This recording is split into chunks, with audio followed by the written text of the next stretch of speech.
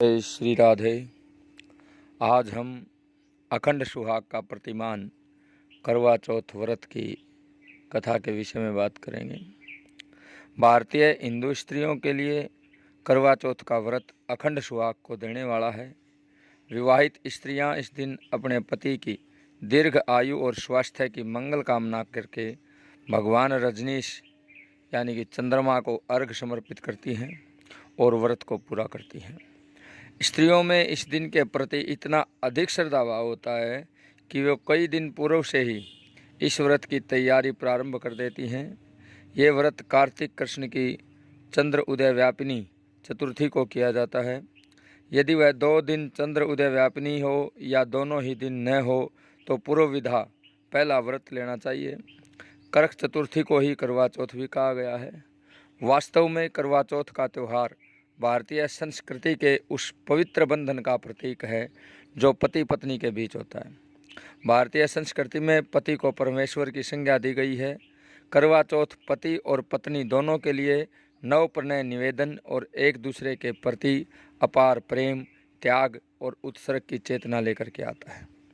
इस दिन स्त्रियां पूर्ण सुहागिन का रूप धारण करके वस्त्र आभूषणों को पहन करके भगवान रजनीश से अपने अखंड सुहाग की प्रार्थना करती हैं। स्त्रियां श्रृंगार करके ईश्वर के समक्ष दिन भर के व्रत के बाद ये प्रण भी लेती हैं कि वे मन, वचन और कर्म से पति के प्रति पूर्ण समर्पण की भावना रखेंगी।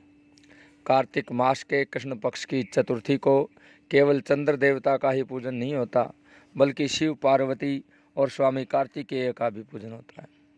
शिव पार्वती की पूजा का विधान इस हेतु से किया जाता है कि जिस प्रकार शैलपुत्री पार्वती ने घोर तपस्या करके भगवान शंकर को प्राप्त करके अखंड सौभाग्य प्राप्त किया था, वैसा ही उन्हें भी मिले। वैसे भी गौरी पूजन का कुंवारी कन्याओं और विवाहिता स्त्रियों के लिए विशेष महत्व रहता है। इस संदर्भ में एक प्रसिद्ध कथा भी आती है। पांडवों के वनवास के समय जब अर्जुन तप करके इंद्रनील पर्वत की ओर चले गए तो बहुत दिनों तक उनके वापस न लौटने पर द्रौपदी को चिंता हुई।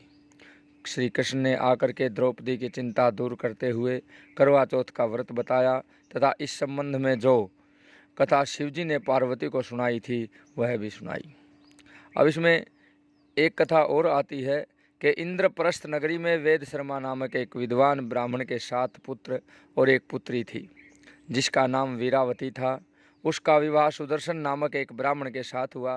ब्राह्मण के सभी पुत्र विवाहित थे।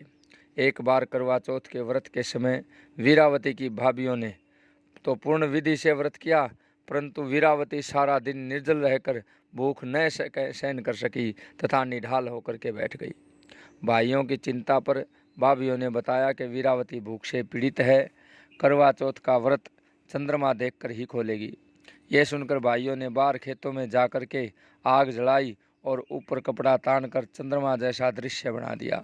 फिर जाकर बहन से कहा कि चांद निकल आया है, अर्घ दे दो। यह सुनकर वीरावती ने अर्घ देकर खाना खा लिया। नकली चंद्रमा को अर्घ देने से उसका व्रत खंडित हो गया और उसका पति अचानक बीमार पड़ गया। वह ठीक न हो सका। एक बार इंद्र की पत्नी इंद्राणी करवा चौथ का व्रत करने पृथ्वी पर आई। इसका पता लगने पर वीरावती ने जाकर इंद्राणी से प्रार्थना की कि उसके पति के ठीक होने का उपाय बताएं।